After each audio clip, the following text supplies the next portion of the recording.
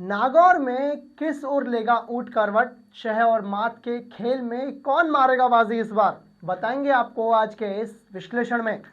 नमस्कार, मेरा नाम है कुणाल और आप थिंक 360 देख रहे हैं। नागौर में इस बार चुनावी माहौल काफ़ी गर्म है। भले ही सर्दी का मौसम आ गया है, पर चुनाव में यानी चुनाव से ठंड का असर कम पड़ता हुआ दिखाई दे रहा है। नागौर जिले की कुल 10 सीटों में ज़्यादातर सीटों पर कांग्रेस ने बाजी मारी थी, पर इस बार कांग्रेस और भाजपा दोनों में ही कांटे की टक्कर दिखाई दे रही है। 2018 के विधानसभा चुनाव में कांग्रेस ने 10 में से 6 सीटें जीती थी और भारतीय जनता पार्टी और राष्ट्रीय लोकतांत्रिक पार्टी ने 2-2 सीटें जीती थी।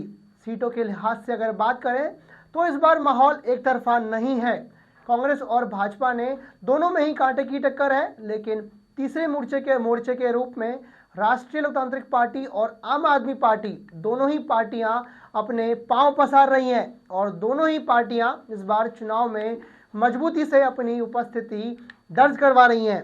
लेकिन नागौर जिले की सबसे हॉट सीट है नागौर विधानसभा सीट, जहां पर मिर्धा परिवार में वर्चस्व की लड़ाई हो रही है। वो बात अगर 2018 चुनाव के नतीजों की जाए तो कांग्रेस ने 6 सीटें जीती थी, जिसमें से डीडवाना, पर्वतसर, डेगाना, नावा, लाडनू और जायल विधानसभा सीटें आती हैं और भाजपा ने 2 सीटें जिसमें मकराना और नागौर है और राष्ट्रीय लोकतांत्रिक पार्टी ने 2 सीटें जिसमें खिबसर और मेड़ता आती है। और अब बात अगर 2018 के जीते हुए प्रत्याशियों की जाए तो मकराना से और नागौर से मकराना के प्रत्याशी हैं जो भारतीय जनता पार्टी से आते हैं, वो है रूपाराम मुरावतिया, और नागौर से आते हैं मोहनराम चौधरी।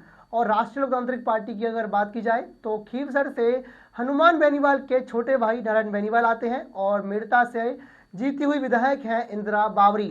अब कांग्रेस की अगर 6 विधायकों की बात की जाए तो डीडवाना से चेतन डूडी, नावा से महेंद्र चौधरी, जायल से मंजू मेघवाल, लाडनू से मुकेश भाकर, डेगाना से विजयपाल मिर्धा और पर्वतसर विधानसभा से रामनिवास गावड़िया।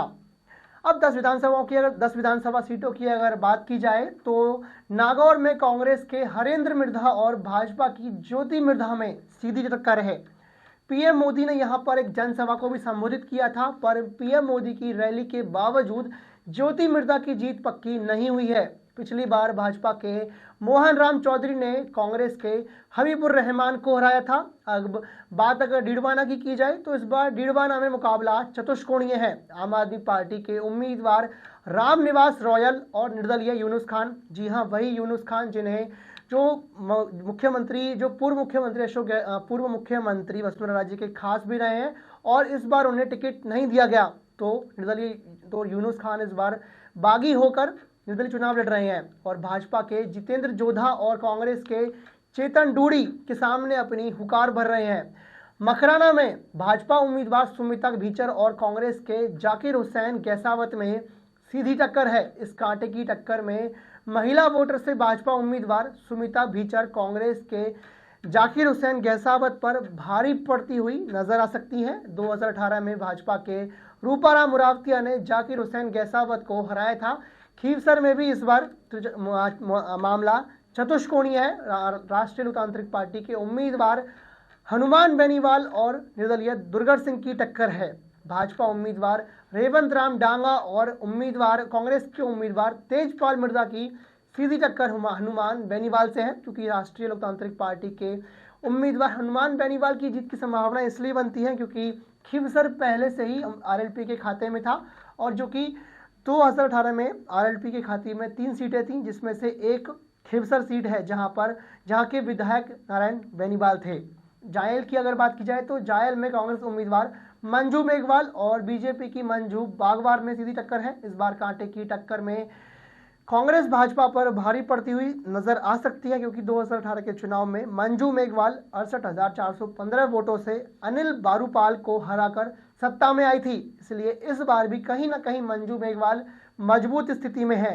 लाडनू में कांग्रेस के मुकेश भाकर और भाजपा के करणी सिंह से सीधी टक्कर है। यहां पर दोनों में सीधी टक्कर होने से पेच काफी फंसा हुआ नजर आता है। भाजपा उम्मीदवार करणी सिंह पर कांग्रेस उम्मीदवार मुकेश भाकर भारी पड़ते हुए नजर आ सकते हैं। यहां पर मुकेश भाकर मुकेश भाकर ने भाजपा के मनोहर सिंह को 2018 में 13,000 के अंतराल से ज़्यादा वोटों से हराया था। डेगाना की अगर बात की जाए तो डेगाना में कांग्रेस उम्मीदवार विजय पाल मिर्धा और भाजपा उम्मीदवार अजय सिंह किलक में सीधी टक्कर नजर आती है। जब हमने डेगाना के कुछ ग्रामीण स्तरीय लोगों से बात की तो कहीं ना कहीं विजय पाल मिर्धा का गांवों में विरोध देखा जा रहा है। इस बार भाजपा के अजय किलक कांग्रेस के विजय पाल मिर्धा से कहीं जीत सकते हैं, ऐसी संभावनाएं बनती हैं। लेकिन पिछले चुनाव में कांग्रेस के विजय पाल मिर्धा ने अजय सिंह किलक को 21,500 से भी ज्यादा वोटों से पटकनी दी थी। अब बात अगर पर्वतसर विधानसभा की जाए तो पर्वतसर में मामला त्रिकोणीय है। यहां पर कांग्रेस के रामनिवास गावड़िया, भाजपा के मान सिंह किनसरिया और राष्ट्रीय लोकतांत्रिक पार्टी के लच्छाराम बड़ाड़ा में कांटे की टक्कर है। गुर्जर वोटों की बदौलत रामनिवास गावड़िया चुनाव जीत सकते हैं, ऐसी संभावनाएं मानी जाती है कि गुर्जर वोट रामनिवास के साथ में जा सकता है। लेकिन 2018 के चुनाव में रामनिवास गावड़िया ने मान सिंह किनसरिया को 14,485 वोटों से हराया था। मिर्जा की बात करते हैं तो मिर्जा में भी मामला त्रिकोणीय है। यहाँ पर कांग्रेस के शिवरतन वाल्मीकि, भाजपा के लक्ष्मण राम कलकू और राष्ट्रीय लोकतांत्रिक पार्टी यानी आरएलपी के उम्मीदवार इंदिरा बावरी में कांटे की टक्कर है। जाटों में यानी जाट वोटर्स में इंदिरा बावरी का विरोध होने के कारण लक्ष्मण राम कलरू जीत सकते हैं। 2018 में यहाँ मुकाबला राष्ट्रीय लोकतांत्रिक पार्टी की इंदिरा बावरी और निर्दलीय लक्ष्मण राम के बीच में हुआ था। इंदिरा 12,835 वोटों से जीती थी। नागौर जिले की 10 विधानसभा सीट जिन पर 10 में से 6 सीटों पर कांग्रेस का कब्जा था और भाजपा और आरएलपी दोनों सीट काबिज कर पाई थी। लेकिन 2019 के लोकसभा चुनाव में आरएलपी और बीजेपी दोनों ही गठबंधन में थी। लेकिन किसान आंदोलन के बाद दोनों ही पार्टियां अब आमने सामने आ गई हैं और इसलिए भाजपा भी अपना दमखम दिखाने में लगी हुई है। अब आने वाला वक्त बताएगा या कहीं आने वाला जो 25 तारीख है वो बताएगा कि राजस्थान की नागौर विधानसभा सीटों में कौन अपनी सीटें ज़्यादा काबिज कर पाता है। इन सभी के अपडेट्स आपको हमारे YouTube चैनल के माध्यम से मिलते रहेंगे। धन्यवाद।